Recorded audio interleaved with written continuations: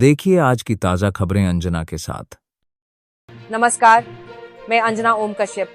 आज की ये रिपोर्ट एक जंग का ऐलान है, एक साजिश का पर्दाफाश है और एक सिस्टम की फिर से पोल खोलने वाली कहानी है। ईरान ने इजराइल पर जो हमला बोला है वो सिर्फ एक देश की जवाबी कार्रवाई नहीं, वो एक पैगाम है अमेरिका और उसके दोस्तों के लिए। और भारत में एक के बाद एक हादसे, फ्लाइट क्रैश, पुल गिरना, हेलीकॉप्टर हादसा।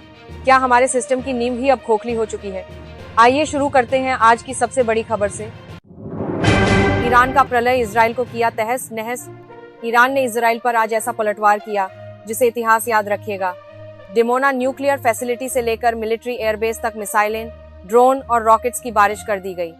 इजरायली डिफेंस सिस्टम पूरी तरह फेल। अमेरिकी हथियार धरे के धरे रह गए। ईरान का ये हमला सिर्फ जवाब नहीं था, ये गुस्सा था, वो आग थी जिसे इजराइल और अमेरिका ने सालों से भड़काया था। अब सवाल ये है, क्या तीसरा विश्व युद्ध हमारे दरवाजे पर है? हम पूछते हैं, अमेरिका चुप क्यों है और इजराइल अब क्या करेगा? केदारनाथ हेलीकॉप्टर हादसा। उत्तराखंड के पावन धाम केदारनाथ में आज का दिन मातम से भरा रहा। श्रद्धालुओं से भरा हेलीकॉप्टर आर्यन एविएशन का क्रैश हो गया। 7 लोग, जिनमें एक बच्चा भी था, जिंदा नहीं बचे। सिस्टम सवालों के घेरे में है। क्या मौसम अलर्ट था? क्या तकनीकी खामी थी? जवाब कोई नहीं दे रहा। लेकिन इन लाशों का बोझ अब देवभूमि भी नहीं सह पा रही। अहमदाबाद एयर इंडिया क्रैश, 27 लाशें अब वितरित, डीएनए से मिली पहचान। अहमदाबाद में एयर इंडिया फ्लाइट 171 के भयानक विमान हादसे की जो वेदना अब तक छुपी थी, वह आज सामने आ रही है।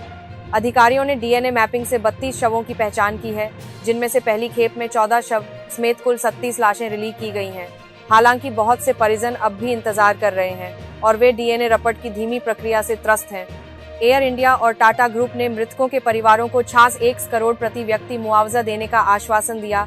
साथ ही जिनकी गाड़ियां जमीन पर मरी, उन्हें 1 करोड़ और पीड़ितों तथा हादसे में जिंदा बचे उस एक व्यक्ति को 25 लाख अतिरिक्त दिए जाएंगे।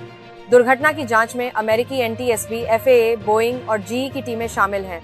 अहम सवाल आज भी हवा में है। डीएनए के बिना उत्पीड़ित परिवार कब तक इंतजार करेंगे और क्या दोषियों को कोई जवाबदेही मिलेगी? शिवपुरी फ्लाईओवर हादसा। मध्य प्रदेश के शिवपुरी में आज जो हुआ वो केवल कंक्रीट की चूक नहीं थी, वो शासन की सजा थी। फ्लाईओवर का स्लैब अचानक गिरा, 6 मजदूर बुरी तरह घायल हो गए। करोड़ों रुपए लगने के बावजूद निर्माण घटिया। कौन जिम्मेदार है? स्लैब गिर गया। अच्छा, तो कितने लोग काम कर रहे थे? 7 लोग। 7 लोग? 7 लोग के साथ नीचे गिर गए। क्या किसी नेता या ठेकेदार पर केस होगा या एक और हादसा फाइलों में दफन हो जाएगा? मानसून का कहर और अलर्ट। मुंबई, ठाणे, उत्तराखंड, लखनऊ, पूरा उत्तर और पश्चिम भारत बारिश की मार झेल रहा है। आईएमडी ने ऑरेंज और रेड अलर्ट जारी कर दिए हैं।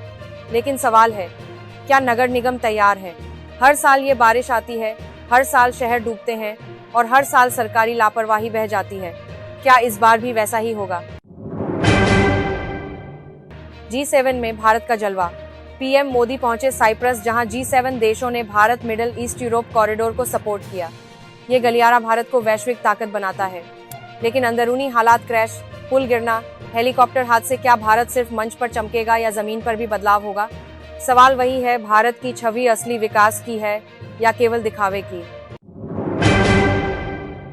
विजय रूपाणी को राजकीय श्रद्धांजलि।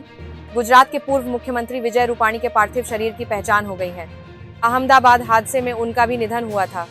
सोमवार को उन्हें राजकीय सम्मान के साथ अंतिम विदाई दी जाएगी। देश पूछ रहा है, तो सवाल यही है, एक तरफ ईरान पूरी दुनिया को हिला देता है और दूसरी तरफ हमारे देश में पुल, हेलीकॉप्टर और विमान सब गिरते जा रहे हैं। ये हादसे नहीं हैं, ये सिस्टम की नाकामी के सबूत हैं। क्या अब भी कोई जिम्मेदार सामने आएगा या फिर हर मौत एक आंकड़ा बनकर रह जाएगी? मैं हूं अंजना ओम कश्यप, देश देख रहा है।